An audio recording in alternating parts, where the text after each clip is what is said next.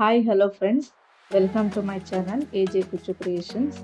ಎಲ್ಲ ಸೀರೆಗೆ ಒಂದು ಕ್ರೋಶಾ ಕುಚ್ಚು ಡಿಸೈನ್ನ ಇವತ್ತು ತೋರಿಸ್ಕೊಡ್ತಾ ಇದ್ದೀನಿ. ಈಗ ಅದಕ್ಕೆ ಮೊದಲು 6 ಎಳೆ ದಾರನ ಗಂಟು ಹಾಕ್ಕೊಂಡಿದ್ದೀನಿ. ಹಾಗೆ 10 ನಂಬರ್ ಕ್ರೋಶಾ ನೀಡಲ್ನ ತಗೊಂಡು ಬಟ್ಟೆಗೆ ಒಂದು ಸಲ ಸಿಂಗಲ್ ಕ್ರೋಶಾ ಮಾಡ್ಕೊಳ್ತಾ ಇದ್ದೀನಿ. ಅದಾದ ನಂತರ ಪಕ್ಕದಲ್ಲೇ ಇನ್ನೊಂದು ಸಲ ಸಿಂಗಲ್ ಕ್ರೋಶಾ ಮಾಡ್ಕೊಳ್ತಾ ಇದ್ದೀನಿ. ಈಗ ದಾರನ ಒಂಚೂರು ಮೇಲೆ ಕೇಳ್ಕೊಂಡು ಈ ರೀತಿಯಾದಂತಹ ಫ್ಲವರ್ ಬೀಡ್ನ ಯೂಸ್ ಮಾಡ್ತಾ ಇದ್ದೀನಿ. ನೀವು ಯಾವ್ದು ಬೇಕಾದ್ರೂ ಯೂಸ್ ಮಾಡ್ಬೋದು. ಒಂದು ಸ್ವಲ್ಪ ದೊಡ್ಡ ಸೈಜ್ ಬೀಡ್ನ ಯೂಸ್ ಮಾಡಿದ್ರೆ ಸ್ವಲ್ಪ ಚೆನ್ನಾಗಿ ಕಾಣಿಸುತ್ತೆ ಡಿಸೈನು. ಸೊ ಬೀಡ್ನ ಇನ್ಸರ್ಟ್ ಮಾಡಿ ಬೀಡ್ ಲಾಕ್ ಮಾಡ್ಕೊಳ್ತಾ ಇದ್ದೀನಿ. ಲಾಕ್ ಮಾಡಿ ಎಲ್ಲಿಗೆ ಬರುತ್ತೆ ನೋಡಿಕೊಂಡು ಬಟ್ಟೆಗೆ ಲಾಕ್ ಮಾಡ್ಕೊಳ್ಬೇಕು. ಲಾಕು ಅಥವಾ ಸಿಂಗಲ್ ಕ್ರೋಶೆ ಏನಾದರೂ ಹೇಳ್ಬೋದು. ಸೊ ಒಂದು ಸಲ ಲಾಕ್ ಆದಮೇಲೆ ಪಕ್ಕದಲ್ಲೇ ಇನ್ನೊಂದು ಸಲ ಸಿಂಗಲ್ ಕ್ರೋಶೆನ ಮಾಡ್ಕೊಳ್ಬೇಕು. ಸೊ ಈಗ 7 ಚೈನ್ ಹಾಕ್ಕೊಳ್ಬೇಕು. 2 3 4 5 6 7 ಚೈನ್ ಹಾಕ್ಕೊಂಡು ಎಲ್ಲಿಗೆ ಬರುತ್ತೆ ಅಂತ ನೋಡ್ಕೊಳ್ಬೇಕು. ನೋಡ್ಕೊಂಡು 4 ಚೈನ್ಗಳು ಹಾಕಿದ್ರೆ ಬರುತ್ತಲ್ಲ ಗ್ಯಾಪು, ಆ ಗ್ಯಾಪ್ಗೆ ಬಂದು ಬಟ್ಟೆಗೆ ಲಾಕ್ ಮಾಡ್ಕೊಳ್ಬೇಕು. ನಮಗಿಲ್ಲಿ ಆರ್ಚ್ ಸ್ವಲ್ಪ ದೊಡ್ಡದಾಗಿ ಬರಬೇಕು. ಸೊ ಹಾಗಾಗಿ ಬಟ್ಟೆಗೆ ಲಾಕ್ ಆದಮೇಲೆ ಪಕ್ಕದಲ್ಲೇ ಇನ್ನೊಂದು ಸಲ ಸಿಂಗಲ್ ಕ್ರೋಶೆ ಮಾಡ್ಕೊಳ್ಬೇಕು. ಸೊ ಈಗ ಮತ್ತೆ 4 ಚೈನ್ ಮಾಡ್ಕೊಳ್ಬೇಕು. 4 ಚೈನ್ ಮಾಡಿಕೊಂಡು ಎಲ್ಲಿಗೆ ಬರುತ್ತೆ ನೋಡ್ಕೊಂಡು ಅಲ್ಲಿಗೆ ಬಟ್ಟೆಗೆ ಲಾಕ್ ಮಾಡ್ಕೊಳ್ಬೇಕು. ಮತ್ತೆ ಪಕ್ಕದಲ್ಲಿ ಇನ್ನೊಂದ್ಸಲ ಸಿಂಗಲ್ ಕ್ರೋಶೆ ಮಾಡ್ಕೊಳ್ತಾ ಇದ್ದೀನಿ. ಈಗ ಇಲ್ಲಿಂದ 7 ಚೈನ್ಗಳನ್ನ ಹಾಕ್ಕೊಳ್ಬೇಕಾಗುತ್ತೆ. ಪ್ರೀವಿಯಸ್ ಟೈಮ್ ಹಾಕೊಂಡಲ್ಲ ಸೇಮ್ ಅದೇ ರೀತಿ 7 ಚೈನ್ ಹಾಕ್ಕೊಂಡು 4 ಚೈನ್ ಗ್ಯಾಪ್ ಎಷ್ಟು ಬರುತ್ತೆ ಅಂತ ನೋಡ್ಕೊಂಡು ಅಷ್ಟಕ್ಕೆ ಒಂದು ಅಂದಾಜಲ್ಲಿ ಬಟ್ಟೆಗೆ ಲಾಕ್ ಮಾಡ್ಕೊಳ್ಬೇಕಾಗುತ್ತೆ. ಎವ್ರಿ ಟೈಮ್ ಬಟ್ಟೆಗೆ ಲಾಕ್ ಮಾಡುವಾಗ 2 ಟೈಮ್ಸ್ ಸಿಂಗಲ್ ಕ್ರೋಶೆ ಮಾಡ್ಕೊಳ್ಬೇಕಾಗುತ್ತೆ. ಈಗ ಮತ್ತೆ 4 ಚೈನ್ನ ಹಾಕ್ಕೊಳ್ಬೇಕು.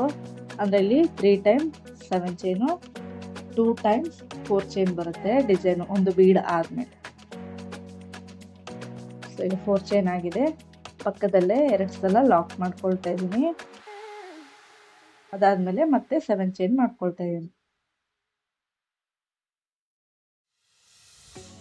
7 ಚೈನ್ನ ಮಾಡಿಕೊಂಡು 4 ಚೈನ್ ಗ್ಯಾಪಿಗೆ ಮತ್ತೆ ಇಲ್ಲಿ ನೋಡಿಕೊಂಡು ಬಟ್ಟೆಗೆ ಲಾಕ್ ಮಾಡ್ಕೊಳ್ಬೇಕು. ಸೊ ಮತ್ತೆ ಇನ್ನೊಂದು ಸಲ ಪಕ್ಕದಲ್ಲೇ ಲಾಕ್ ಮಾಡ್ಕೊಳ್ತಾ ಇದ್ದೀನಿ. ಈಗ ಈ ರೀತಿ ಕಾಣಿಸುತ್ತೆ. 3 ಟೈಮ್ಸ್ 7 ಚೈನು, 2 ಟೈಮ್ಸ್ ಮಧ್ಯದಲ್ಲಿ 4 ಚೈನ್ ಬಂದಿದೆ. ಈಗ ದಾರನ ಒಂಚೂರು ಮೇಲೆ ಕೇಳ್ಕೊಂಡು ಸೇಮ್ ಅದು ಫ್ಲವರ್ ಬೀಡ್ ಏನಿತ್ತು ಅದನ್ನೇ ಇನ್ಸರ್ಟ್ ಮಾಡ್ತೀವಿ. ಇನ್ಸರ್ಟ್ ಮಾಡಿ ಬೀಡ್ ಲಾಕ್ ಮಾಡ್ಕೊಳ್ಬೇಕು. ಬೀಡ್ ಲಾಕ್ ಮಾಡಿಕೊಂಡು ಎಲ್ಲಿಗೆ ಬರುತ್ತೆ ಹೋಗ್ಕೊಂಡು ಅಲ್ಲಿಗೆ ಬಟ್ಟೆಗೆ 2 ಟೈಮ್ಸ್ ಸಿಂಗಲ್ ಕ್ರೋಶೆ ಮಾಡ್ಕೊಳ್ಬೇಕು.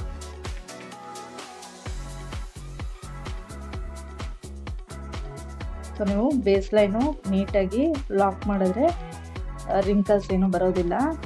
ಸೊ ಆದಷ್ಟು ನೋಡಿಕೊಂಡು ಮಾಡಬೇಕಾಗುತ್ತೆ base line ಹಾಕ್ಕೊಳ್ಳುವಾಗ.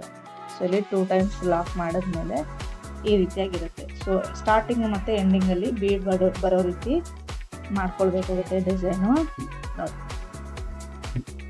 So next step ನೋಡೋಣ. ಸೇಮ್ ಕಲರ್ ಥ್ರೆಡ್ನ ತೊಗೊಂಡಿದ್ದೀನಿ. 6 ಎಳೆ ದಾರನ ಗಂಟು ಹಾಕ್ಕೊಂಡು ಈಗ ಬಟ್ಟೆಗೆ ಲಾಕ್ ಮಾಡ್ಕೊಳ್ತಾ ಇದ್ದೀನಿ. ಈ ರೀತಿ ಸಿಂಗಲ್ ಕ್ರೋಶೆ ಆದಮೇಲೆ ಈ ಬೀಡ್ದು ಬ್ಯಾಕ್ ಸೈಡು ನಿಮಗೆ ಥ್ರೆಡ್ ಬಂದಿರುತ್ತೆ. ಸೊ ಆ ಥ್ರೆಡ್ಡಿಗೆ ನಾವಿಲ್ಲಿ ಸಿಂಗಲ್ ಕ್ರೋಶೆನ ಮಾಡ್ಕೊಳ್ಬೇಕಾಗುತ್ತೆ.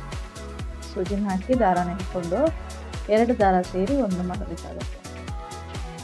ಸೊ ಅದೇ ರೀತಿ ಇನ್ನೊಂದು ಸಿಂಗಲ್ ಕ್ರೋಶೆ ಮಾಡ್ಕೊಳ್ತಾ ಇದ್ದೀನಿ.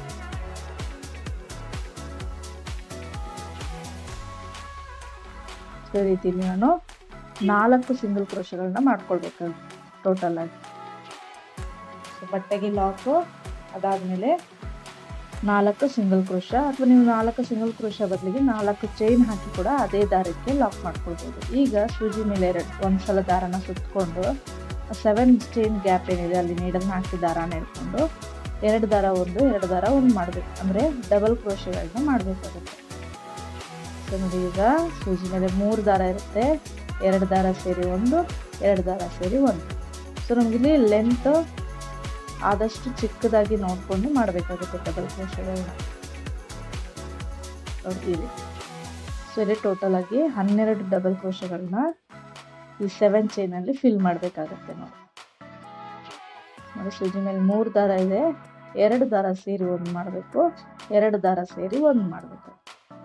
ಸೊ ಇದೇ ರೀತಿ 12 ಕಂಬಗಳಾದಮೇಲೆ ಡೈರೆಕ್ಟಾಗಿ ನೆಕ್ಸ್ಟ್ 4 ಚೈನ್ ಗ್ಯಾಪ್ ಇದೆಯಲ್ಲ ಅಲ್ಲಿಗೆ ಸಿಂಗಲ್ ಕ್ರೋಶೆ ಮಾಡ್ಕೊಳ್ಬೇಕು.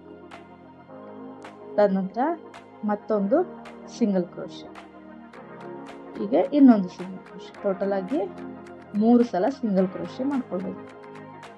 ಕಂಬಗಳ 12 ಕಂಬ ಆದಮೇಲೆ ನೆಕ್ಸ್ಟ್ 4 ಚೈನ್ ಗ್ಯಾಪಲ್ಲಿ 3 ಟೈಮ್ಸ್ ಸಿಂಗಲ್ ಕ್ರೋಶೆ.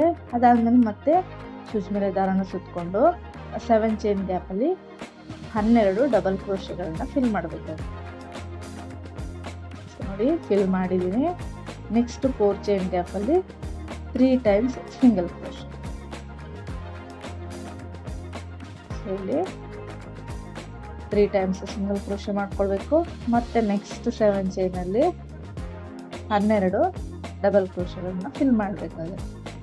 ಸೊ ಇದೇ ರೀತಿ ಪ್ರತಿಯೊಂದು ಆರ್ಚ್ ಕೂಡ ನೀವು ಮಾಡ್ಕೊಂಡು ಹೋಗಬೇಕು. ಸೊ ಇಲ್ಲಿ 12 ಕಂಬ ಆಗಿದೆ ನೋಡಿ, 3 ಟೈಮ್ಸ್ ಆರ್ಚ್ ಆಗಿದೆ. ಅದಾದ ನಂತರ ಈಗ ಬೀಡ್ ಬ್ಯಾಕ್ ಸೈಡ್ ನಿಮಗೆ ದಾರ ಇರುತ್ತಲ್ಲ ಅಲ್ಲಿನೇ ಪ್ರೀವಿಯಸ್ ಟೈಮ್ ಏನು ಮಾಡಿದ್ದೀವಿ ಅದೇ ರೀತಿ 4 ಟೈಮ್ಸ್ ಸಿಂಗಲ್ ಕ್ರೋಶೆಗಳನ್ನ ಮಾಡ್ಕೊಳ್ಬೇಕು. ಸೊ ಈ ದಾರ ಸ್ಟಾರ್ಟಿಂಗಲ್ಲಿ ಸ್ವಲ್ಪ ಟೈಟ್ ಅನಿಸುತ್ತೆ ದಾರ, ಒಂದು ಸಲ ಸಿಂಗಲ್ ಕ್ರೋಶೆ ಮಾಡಿದ್ಮೇಲೆ ನಿಮಗೆ ಈಸಿಯಾಗಿ ಸಿಗುತ್ತೆ. ಇಲ್ಲಿ ಸಿಂಗಲ್ ಕ್ರೋಶೆ ಬದಲಿಗೆ ಚೈನ್ ಕೂಡ ಹಾಕ್ಕೊಳ್ಬೋದು. ಸೊ ಇಲ್ಲಿ 4 ಸಿಂಗಲ್ ಕ್ರೋಶೆನ ಮಾಡ್ಕೊಳ್ಬೇಕು.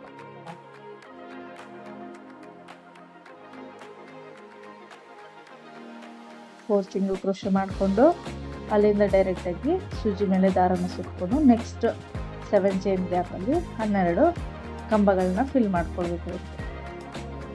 ಸೇಮ್ ಇದೇ ರೀತಿ ಪೂರ್ತಿ ಕಂಟಿನ್ಯೂ ಮಾಡ್ಕೊಂಡು ಹೋಗ್ಬೇಕಾಗುತ್ತೆ ಡಿಸೈನ್.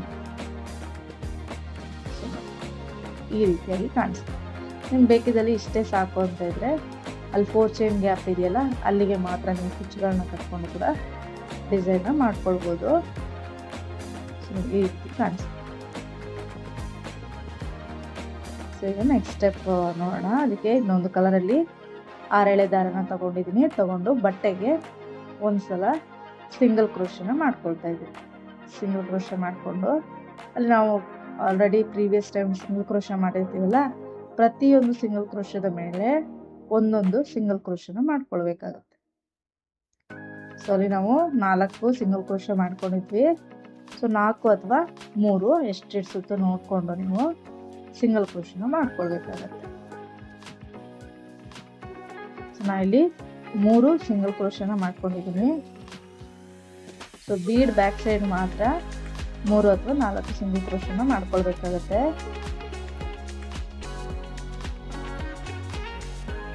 ಇಷ್ಟು ಆದಮೇಲೆ ನೆಕ್ಸ್ಟು ಕಂಬ ಇರುತ್ತಲ್ಲ ಡಬಲ್ ಕ್ರೋಶೆ ಮಾಡ್ಕೊಂಡಿರ್ತೀವಲ್ಲ ಅದ್ರ ಮೇಲೆ ಹೋಲ್ ಗ್ಯಾಪ್ ಇರುತ್ತೆ ಅಲ್ಲಿಗೆ ಸಿಂಗಲ್ ಕ್ರೋಶೆ ಮಾಡಬೇಕು.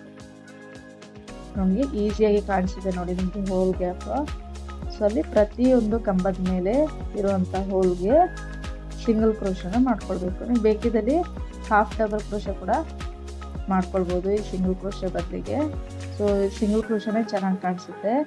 ಇಲ್ಲಿ 6 ಕಂಬದ ಮೇಲೆ 6 ಸಲ ಸಿಂಗಲ್ ಕ್ರೋಶೆ ಆದಮೇಲೆ ನೋಡಿ 6ನೇದು ನಾನು ಕಂಬದ ಮೇಲೆ ಹೇಳ್ತಿರೋದು. ಕಂಬದ ಮೇಲೆ 6 ಸಿಂಗಲ್ ಕ್ರೋಶೆ ಆದಮೇಲೆ ದಾರನ ಮೇಲೆ ಕೆಳ್ಕೊಂಡು ಒಂದು ಸ್ಮಾಲ್ ಬೀಡನ್ನ ಇನ್ಸರ್ಟ್ ಮಾಡಬೇಕು. ಸೊ ಬೀಡ್ ಬಂದು ಆಪ್ಷನಲ್ಲು, ಬೀಡ್ ಬೇಕಿದ್ರೆ ಹಾಕ್ಕೋಬೋದು, ಇಲ್ಲಾಂದರೆ ಸ್ಕಿಪ್ ಮಾಡ್ಕೊಳ್ಬೋದು. ಸೊ ಈಗ ಬೀಡ್ ಹಾಕಿ ನೆಕ್ಸ್ಟ್ ಡಬಲ್ ಕ್ರೋಶೆ ಮೇಲೆ ಸಿಂಗಲ್ ಕ್ರೋಶೆ ಮಾಡ್ಕೊಬೋದು. ಸೊ 6 ಸಿಂಗಲ್ ಕ್ರೋಶೆ ಆದಮೇಲೆ ಒಂದು ಬೀಡು ಮತ್ತು 6 ಸಿಂಗಲ್ ಕ್ರೋಶೆ. ನಾವು 12 ಕಂಬಗಳು ಹಾಕಿರೋದ್ರಿಂದ ಪ್ರತಿಯೊಂದು ಕಂಬದ ಮೇಲೆ ಕೂಡ ಸಿಂಗಲ್ ಕ್ರೋಶೆ ಬರುತ್ತೆ. ಸೊ ಇಲ್ಲಿ ಸಿಂಗಲ್ ಕ್ರೋಶೆನ ಮಾಡ್ಕೊಳ್ತಾ ಇದ್ದೀನಿ. ತುಂಬ ಈಸಿ ಇದೆ, ಬಿಗಿನರ್ಸ್ ಕೂಡ ಟ್ರೈ ಮಾಡ್ಬೋದು ಡಿಸೈನ ನೀಟಾಗಿ ನೋಡಿಕೊಂಡ್ರೆ. ನೋಡಿ 6 ಸಲ ಸಿಂಗಲ್ ಕ್ರೋಶ ಆದಮೇಲೆ ಅಲ್ಲಿ 3 ಟೈಮ್ಸ್ ಸಿಂಗಲ್ ಕ್ರೋಶ ಹಾಕಿರ್ತೀವಲ್ಲ, ಅಲ್ಲಿ ಪ್ರತಿಯೊಂದು ಸಿಂಗಲ್ ಕ್ರೋಶ ಮೇಲೆ ಒಂದೊಂದು ಸಿಂಗಲ್ ಕ್ರೋಶಗೆ 3 ಟೈಮ್ಸ್ ಸಿಂಗಲ್ ಕ್ರೋಶನ ಮಾಡ್ಕೊಳ್ಬೇಕಾಗುತ್ತೆ.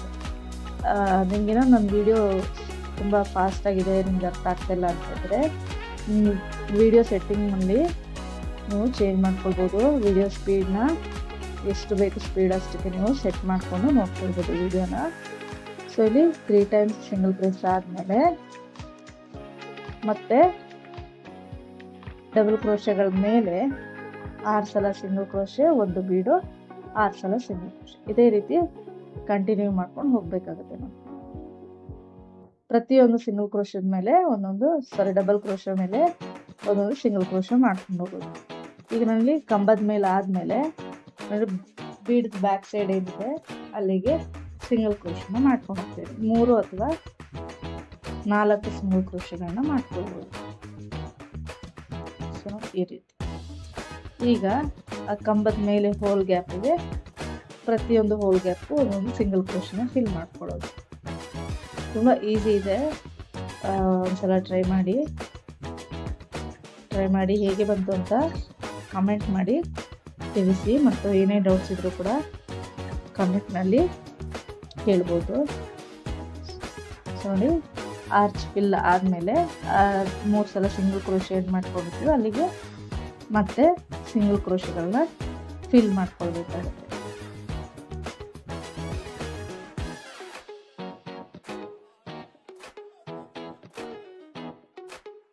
ಡಿಸೈನ್ ಒಂದು ಈ ರೀತಿಯಾಗಿ ಕಾಣಿಸುತ್ತೆ. ನಾವಲ್ಲಿ 4 ಚೈನ್ ಹಾಕ್ಕೊಂಡಿರೋ ಗ್ಯಾಪ್ ಇದೆಯಲ್ಲ, ಅಲ್ಲಿಗೆ ನಾವು ಕುಚ್ಚನ್ನ ಕಟ್ಕೊಳ್ತಾ ಇರೋದು. ಸೊ ನೀವು ಬೇಕಿದ್ದಲ್ಲಿ ಬೀಡ್ದು ಬ್ಯಾಕ್ ಸೈಡ್ ಕೂಡ ಕುಚ್ಚನ್ನ ಕಟ್ಕೊಳ್ಬೋದು. ಸೊ ನೋಡಿ, ಈ ರೀತಿಯಾಗಿ ಕಾಣಿಸುತ್ತೆ ಡಿಸೈನ್. ಅದು 137 ದಾರನ ಕುಚ್ಚು ಕಟ್ಕೊಂಡಿದ್ದೀನಿ. ನೀವು ಈ ದಾರನ ಬ್ಯಾಕ್ ಸೈಡು ಗಮ್ ಹಾಕಿ ಪೇಸ್ಟ್ ಮಾಡಿಬಿಡಿ ಲಾಸ್ಟಲ್ಲಿ. ಸೊ ಬೇಕಿದ್ದಲ್ಲಿ ನೀವು ಬೀಡ್ ಕೆಳಗಡೆ ಕುಚ್ಚನ್ನ ಕಟ್ಕೊಳ್ಬೋದು. ಸೊ ನೋಡಿ, ಇದೊಂಥರ ಡಿಫ್ರೆಂಟಾಗಿ ಕಾಣಿಸುತ್ತೆ. ಸೊ ಹಾಗಾಗಿ ನೀವು ಬೀಡನ್ನ ಸ್ವಲ್ಪ ದೊಡ್ಡದಾಗಿ ಯೂಸ್ ಮಾಡಿದ್ರೆ ಅಲ್ಲಿ ಕುಚ್ಚು ಕಟ್ಟೋ ಅವಶ್ಯಕತೆ ಇಲ್ಲ. ಸೊ ಈ ಡಿಸೈನ್ ಇಷ್ಟ ಆಗಿದೆ ಅಂತ ಅಂದ್ಕೊಳ್ತೀನಿ. ಇಷ್ಟ ಆಗಿದೆ ಪ್ಲೀಸ್ ಲೈಕ್ ಮಾಡಿ, ಮತ್ತು ಹೊಸೊಬ್ರು ಯಾರಾದರೂ ನನ್ನ ಚಾನಲ್ನ ನೋಡ್ತಾ ಇದ್ದರೆ ಪ್ಲೀಸ್ ಸಬ್ಸ್ಕ್ರೈಬ್ ಮಾಡಿ ಸಪೋರ್ಟ್ ಮಾಡಿ. Thank you.